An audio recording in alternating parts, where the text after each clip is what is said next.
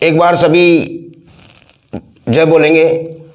जय भीम, जय संविधान, नमो बुद्धाय। जय संत सर्वमणि रविदास जी महाराज की जय। सभी भक्त प्रेमी शांति से बैठ जाएं। जो भी माता बहनें इधर खड़ी हुई हैं सब बैठ जाएं आराम से। संत शिरोमणि रविदास जी महाराज की कथा को ध्यान से सुने। इस वीडियो को सब्सक्राइब लाइक जरूर करें। रविदास जी जब काशी से इलाहाबाद गए उस समय वहाँ का नाम प्रयाग था। प्रयाग में संत रविदास जी की चर्चा बहुत फैली हुई थी। वहाँ के समाज के ठेकेदार भी उनसे लड़ने के लिए, उनसे भिड़ने के लिए, उनके चमत्कारों को देखने के लिए बड़े आतुर थे।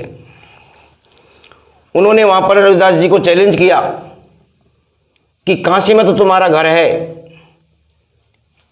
वहाँ पर तो तुम मायावी चमत्कार दिखा सकते हो, लेकिन यहाँ पर अगर तुम ऐसा कुछ करके दिखाओगे तो हम तुम्हें माने। वहाँ पर भी पंडितों ने चाल चली। उन्होंने लकड़ी के शालिग्राम बनवा लिए। लकड़ी का शालिग्राम पानी में तैर सकता था। रविदास जी को अपने जाल में फंसाने के लिए भरपूर कोशिशें की, लेकिन रविदास जी तो भगवान के सच्चे भगत थे। उन्होंने वहाँ पर चैलेंज किया कि अगर तुम्हारा शालिग्राम गंगा जी में तैर गया तो हम तुम्हें ईश्वर का सच्चा भक्त मानेंगे। तुम्हारा शालिग्राम अगर पानी में तैर गया, ये बातें रविदास जी महाराज से बोली थी ब्राह्मणों ने, हम तुम्हें सच्चा भक्त मानेंगे। उन्होंने ये समझाने की भरपूर कोशिश की कि मैं कोई परीक्षा देने की पक्ष में नहीं हूँ, लेकिन बात जब जाति की आई, बात जब समाज की आई, तब उन्होंने कर लिया, परीक्षा देना स्वीकार कर लिया। लेकिन रविदास जी के पास शालिग्राम नहीं था। गंगा जी के तट पर ब्राह्मणों ने अपना लकड़ी का शालिग्राम तैराने की भरपूर कोशिश की, लेकिन भगवान की माया देखिए, पंडितों का लकड़ी का शालिग्राम गंगा जी में डूब गया और रविदास जी महाराज ने वहीं से एक पत्थर उठाकर गंगा जी में तैरा दिया। उनकी भक्ति की महानता थी। चारों ओर बैठे लोग रविदास जी की जय जयकार करने लगे। बहुत से लोग उनके अनुयायी बन गए। वहाँ के राजा ने भी नतमस्तक होकर रविदास जी को दोनों हाथों से प्रणाम किया और पूरी मानव समाज रविदास के चरणों में सारी गिर गई। तो मैं ऐसे भक्त को, ऐसे संत को कोटि कोटि दंडोतम प्रणाम करता हूँ। अपरंपार प्रभु जी तेरी गाता सब संसार। पृथ्वी और आकाश गगन में प्रकाश तुम्हारा है हर जन में।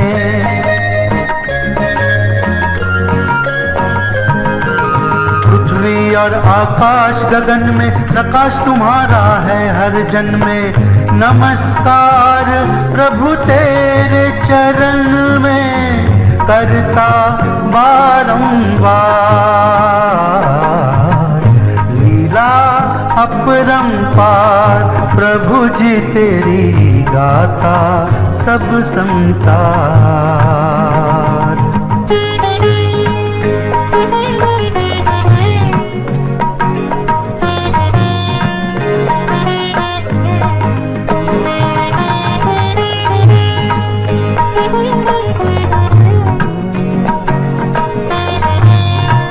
पार ब्रह्म हो तुम परित्राता, मुख अविनाशक सुख के दाता।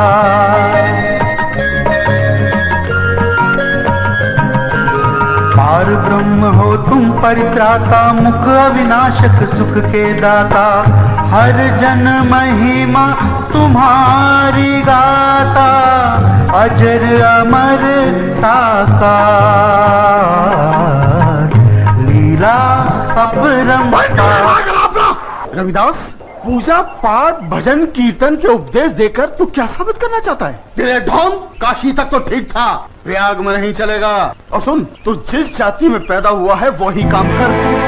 ये पूजा पाठ भक्ति का काम हमारे ब्राह्मणों का है और हम ही करेंगे, क्यों भाइयों? हाँ। कौन कहता है भक्ति और पूजा पाठ का अधिकार सिर्फ आप लोगों को है? ईश्वर पर सबका बराबर अधिकार है। और फिर आप किस मुंह से मुझे ईश्वर की भक्ति करने से मना कर रहे हैं? माना मैं अछूत हूँ, लेकिन शास्त्री जी कौन से शास्त्र में लिखा है कि हम अछूतों को प्रभु का नाम लेने का अधिकार नहीं है? शास्त्र? तू हमें शास्त्र मत सिखा। सदियों से यही चलता आया है कि मनुष्य अछूतों से प्रेम नहीं करते। तो ये कैसे संभव है कि भगवान तुमसे प्रेम करेंगे? जब हमारे दिल में तुम्हारे लिए जगह नहीं है तो भगवान के दिल में जगह कैसे हो सकती है? क्षमा करना शास्त्री जी, आपको अपनी तुलना ईश्वर से करना शोभा नहीं देता। इससे ही पता चल जाता है आप कितने ज्ञानी हैं। और रही बात प्रभु की भक्ति की, तो मेरा ये मानना है कि जितना अधिकार आप लोगों का है उतना ही हम अछूतों का भी है। हम भी उसी परमपिता परमेश्वर की संतान हैं जिसकी आप लोग हैं। तो ठीक है, तो आज ये बात साबित हो ही जाएगी कि प्रभु का सच्चा भक्त कौन है और पूजा करने का अधिकार किसको है, तुम्हें या हमें? शास्त्री जी, आखिर आप कहना क्या चाहते हैं? मैं आपका मतलब नहीं समझा। विदास, हम अपना अपना सालिग्राम गंगा जी में बहाएंगे। जिस किसी का भी सालिग्राम नदी पर तैरेगा वो ही सच्चा भक्त होगा, वही प्रभु का आराधक होगा। क्षमा करे शास्त्री जी, मैं किसी भी तरह की शर्त लगाने के पक्ष में नहीं। जरा आप ही मुझे बताइए कि हम एक दूसरे को छोटा बड़ा साबित करने के चक्कर में प्रभु का इम्तिहान क्यों ले? आप लोग बड़े हैं, बड़े ही रहें। हम लोग छोटे हैं, छोटे ही ठीक हैं। इसमें शर्त लगाने की कोई आवश्यकता नहीं है। लेकिन एक बात जरूर है, हमसे प्रभु की भक्ति करने का अधिकार कोई नहीं छीन सकता।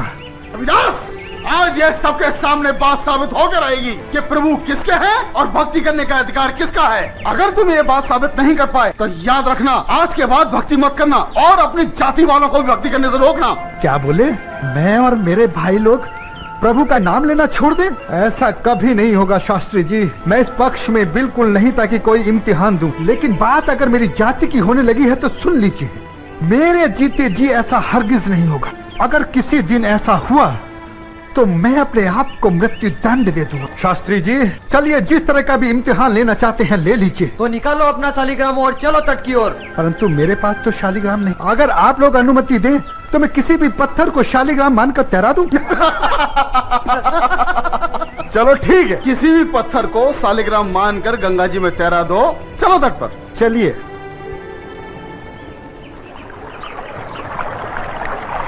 कराइए अपना शालिग्राम। पहले आप।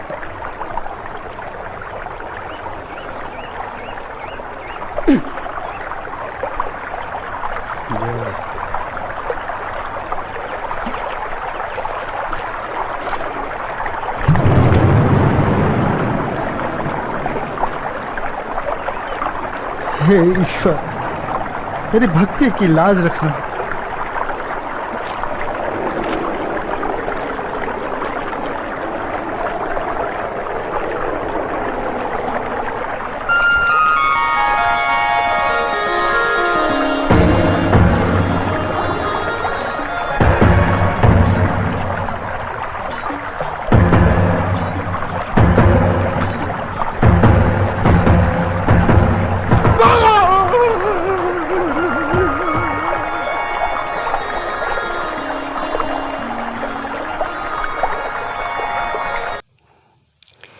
रविदास जी ने वो किया जो दूसरा संत नहीं कर सकता, नहीं कर पाया।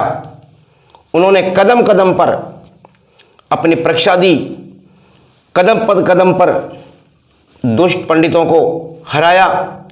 ऐसे संत को, ऐसे महापुरुष को मैं कोटि कोटि दंडोतम प्रणाम करता हूँ। साथियों, जय भीम, जय संविधान, नमो बुद्धाय।